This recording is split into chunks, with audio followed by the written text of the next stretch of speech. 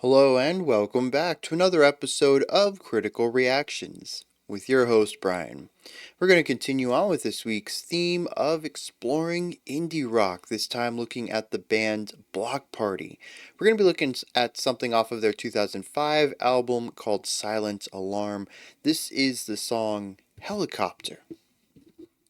Bloc Party is a band that I think I've heard in passing before, but I don't think I've ever heard any of their music.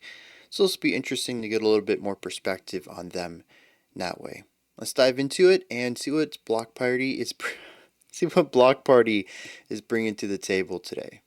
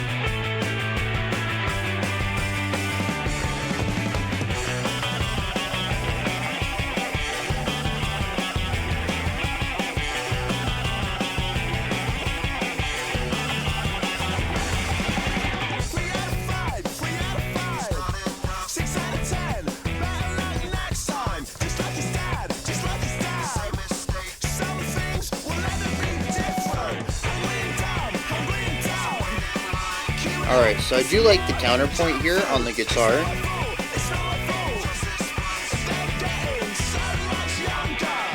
And this entire mood right here is nice. I haven't figured out if this is a pre-chorus or the chorus. Still trying to figure out the structure. We'll see how that goes.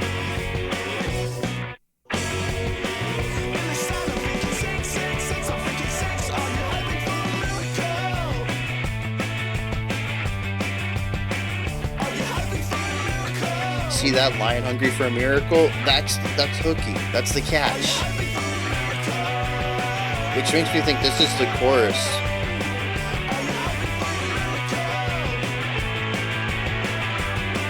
Bringing back the first guitar riff?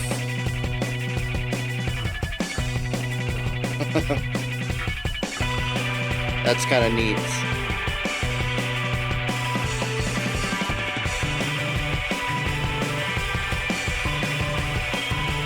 Bringing back that foundation guitar. That rhythm's from our verse.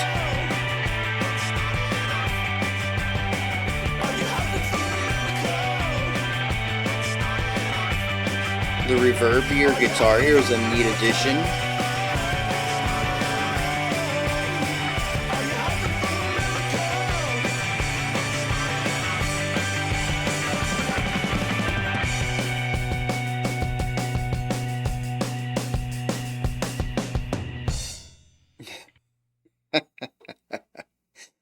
Oh, that's a fun little way to end that.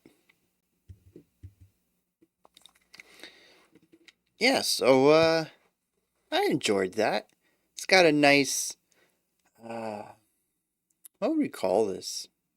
I mean, indie rock's probably a good catch-all for it.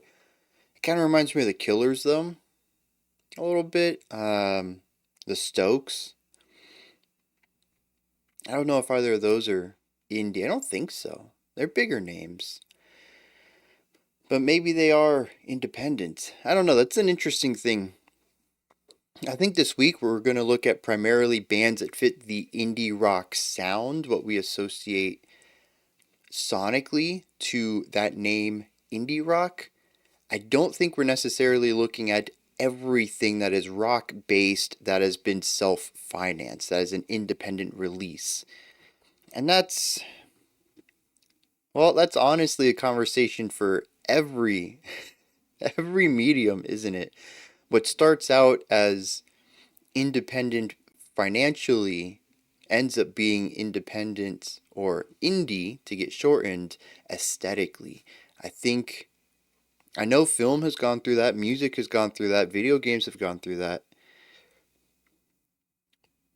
I don't know about books. What has there been a push for personal financed novels that created a specific aesthetic that people with money and publishers ended up replicating, creating an indie feel despite being not independently published? Was that something that happened in books too? Anyways, we're off topic a little bit here. If you're new to the channel, I do that. I was gonna lie and say sometimes, but honestly, it's often, right? All right. Um, Talking about the music. So here's the cool thing.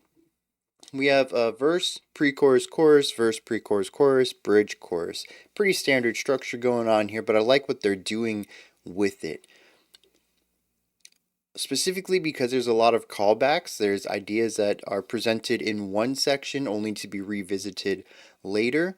We also have the general ebb and flow of the song with our verse and chorus occupying similar vibes and atmospheres, slightly different for sure. They're easy to tell apart, very distinct sections, but atmospherically they're channeling a similar vibe, and so they decided to use a pre-chorus to break that up. A little bit of a palate cleanser. It's a bit moodier, it's a bit down tempo, it's darker, it's weightier. It kind of feels like it's not like a massive weight is put down on the listener, but it's like being in fog.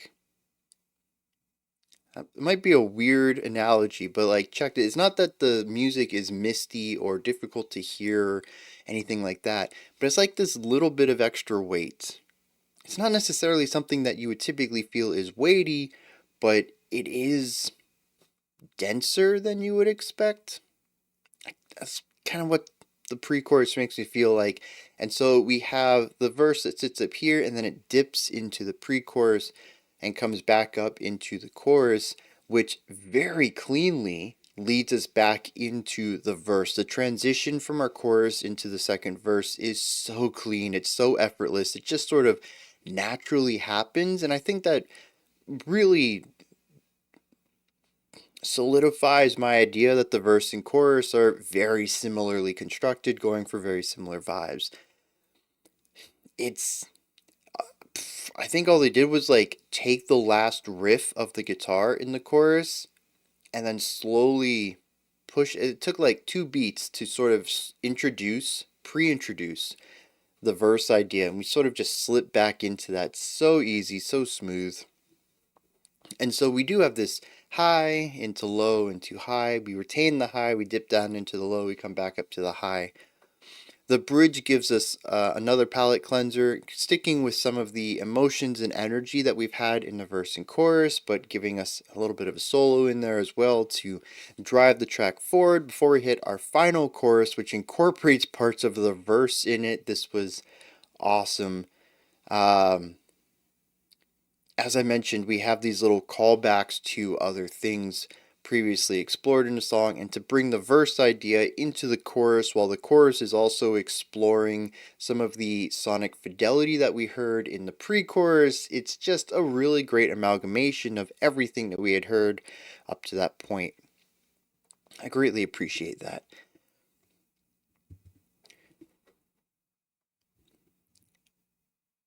Now, the verse does something that is nice as well.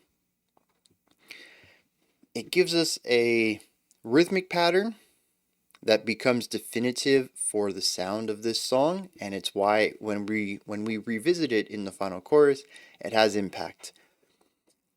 We have a simple drum pattern on top of that. We have some sparse vocal lines.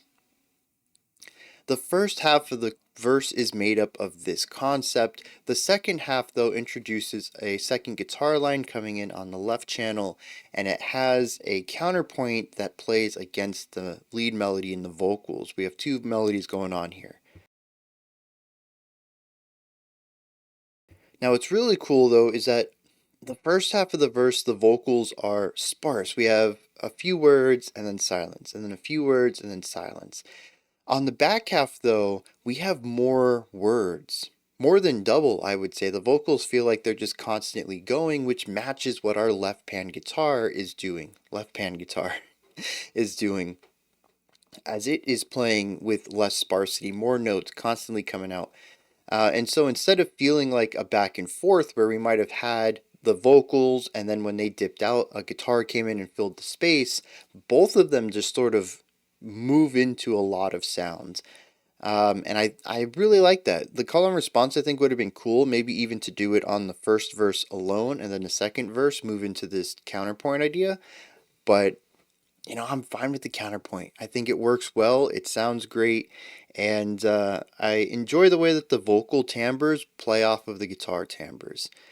I'm not going to say they're EQ'd the exact same way, but they do have a bit more treble focus on them.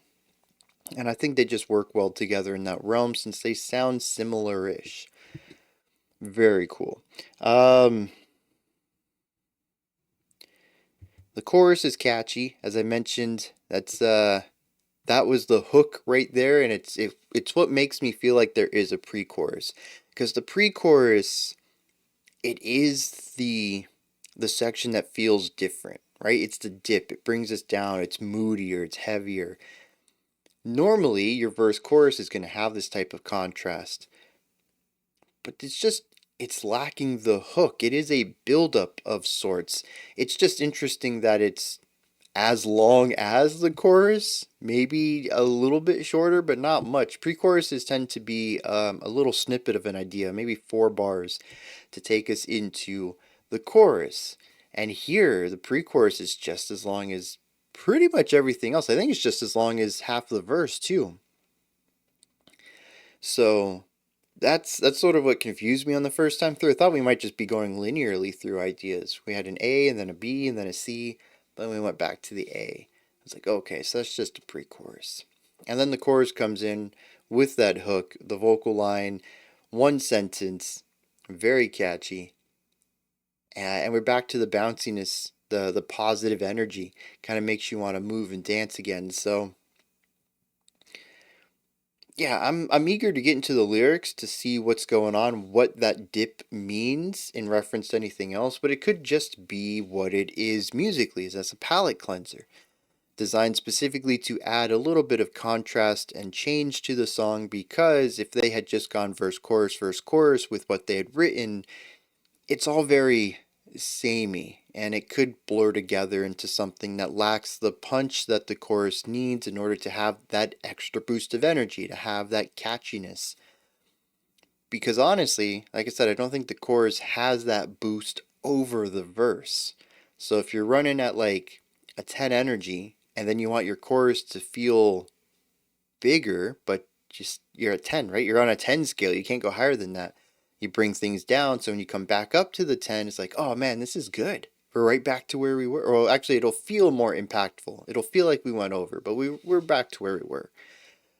And that's like I've said for like 4 years now. That's how contrast works. That's why it's so popular in music, and in many cases why it's necessary.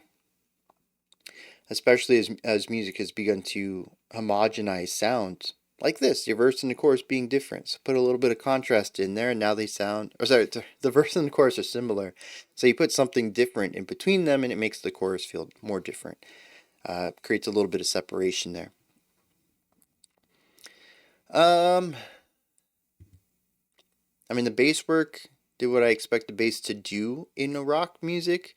Follows the rhythmic patterns, lays down some pedal tones, had a couple of ideas, but not too many. Most of it was just foundational stuff, filling in the low end. Drums, as I said, were very functional throughout a lot of this. The guitar solo, I think, was fine. It didn't speak to me It wasn't anything that I was amazed at, either on a storytelling or a technical perspective. I think it did a fantastic job of filling the space of the bridge, of creating energy and ramping up to take us into the final chorus. But nothing that I think was super memorable to me. Overall, it's a rock track. I think it does a great job at being what it is and doing what it set out to do. I would not mind listening to it again. Probably wouldn't mind listening to the album, but I don't know that it's something I would necessarily come back to. And I guess technically I should talk about production, but I really don't have any thoughts on it. I think it's produced fine for being indie. Indie usually has a bit more of a rawer sound to it, and this kind of didn't. In fact, I brought up Killers and particularly the Strokes. Who sings Reptilia? Reptilia? I seem to have no answers for this, and I'm probably confusing more people than not. I have a specific song in mind. I think it's the Stokes. Maybe I gotta look this up real quick. Oh, it is the Strokes, and it's Reptilia. All right. I'm glad I got that figured out. Track 2 off the Room on Fire album 2003.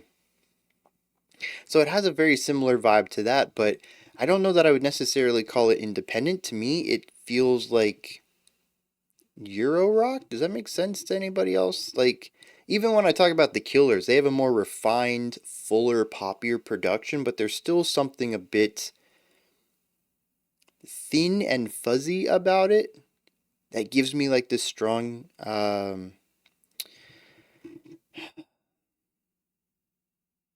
I don't know, like English feel to it. British rock. Maybe that's just me. Maybe I just need to expand my mind a little bit more and listen to more music, especially from the 2000s, from that area, and see if there is a correlation here. I might just have a very small subset of music that I'm building a mental profile off of, I suppose. But that's why, like, is the production raw and independent, or is it mimicking a popular sound from the time? To me, it feels very reminiscent of something that was popular. But independent doesn't necessarily mean that it has to be raw or low budget or anything like that.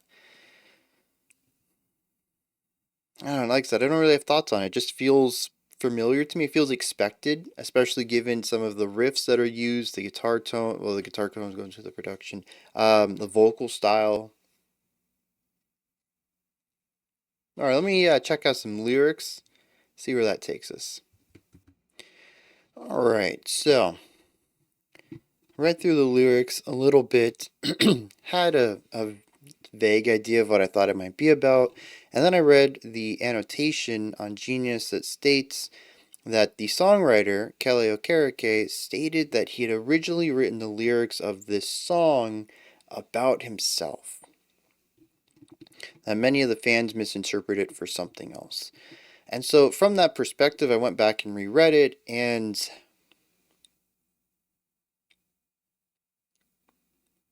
I don't know that I know enough about this person to properly interpret what it's about. There seems to be a division within him, at least at this point in time, where he seems split. The pre-chorus says, "Stop being so American. There's a time and there's a place, so James Dean, so blue jeans, gonna save the world." The second time we go through the pre-chorus, though, he says, "Why can't you be more American? Bastard child of guilt and shame, bury your head in the sand."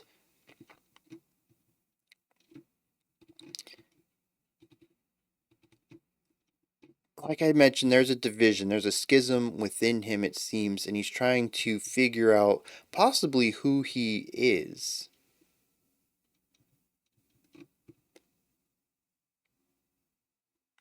Talks about moving, constantly moving, running on empty, but also running on bravado, basically showing a face that you're stronger than you are.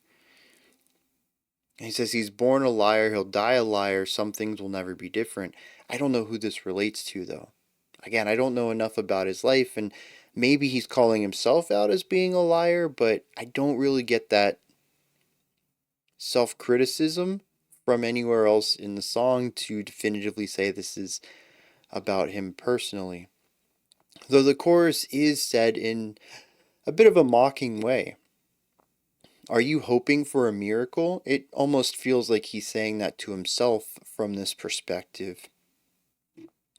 Verse 2, I don't really get a lot out of the first half, but the second half seems to be queuing up a conversation about an American side of him. Maybe just criticism about America in general. I don't quite know. The final bit of the chorus says, are you hoping for a miracle? But it's not enough. This is something that's stated back in verse 2, having a background vocal say it's not enough. So it's another one of those ways that something from previously in the track is brought back later. I mostly heard musical motifs being repeated, but there are lyrical ones as well. Again, I don't know definitively what this is about. It seems that this person has two sides, are struggling with trying to find an identity for themselves and kind of hoping that this task can be taken off of their plate. Maybe somebody else can do it for them. Somebody else can help them swoop in and tell them who they are. But, I mean, come on. No one's going to do that. What are you hoping for? A miracle? By the end of the track, he realizes that even a miracle would not be enough. Maybe he feels so lost. Again, I don't know enough about this person to have a bit of a to have any more concrete idea of this. It seems that they wrote it for themselves, particularly because they were feeling a specific way and they wanted to get it out there.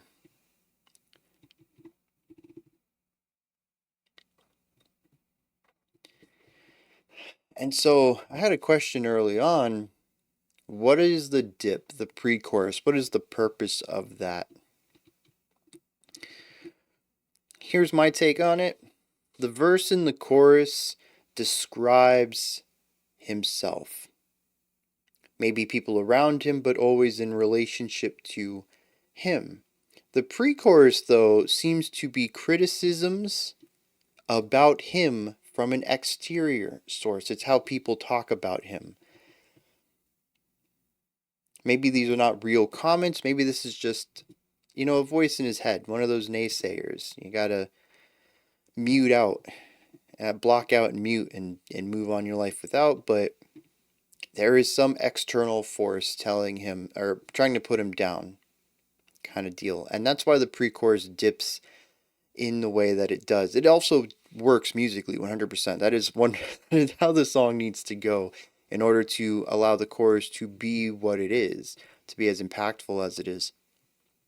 But I think there's also a purpose to it lyrically as well, because the lyrics there do deviate a little bit both in tone and perspective. So it's interesting that as the music shifts, the lyrics do as well. Alright, those are my thoughts on Helicopter by Bloc Party. Let me know what you thought of this one. If there's anything that stood out to you, anything you'd like to add on to what I said, correct me on, give me your own perspectives and opinions on, toss all that stuff down there in the comments section. Above that, in the description box, you'll find a link to Linktree. It'll take you to this menu right here. You can find links to my music, ways to support the channel, a link to the Discord server, and so much more. Above that, if you could, like, subscribe, and ring the bell. Greatly appreciate all three of those. We do have a special selection coming up next. Otherwise, I'll be back tomorrow, 5 p.m. Eastern Standard Time, 10 p.m. UTC as usual. We're going to continue on with this week's theme, exploring more indie rock. Until next time, remember to be critical, not cynical, of the music you listen to, and have a fantastic morning, afternoon, or evening, whenever you choose to watch my videos.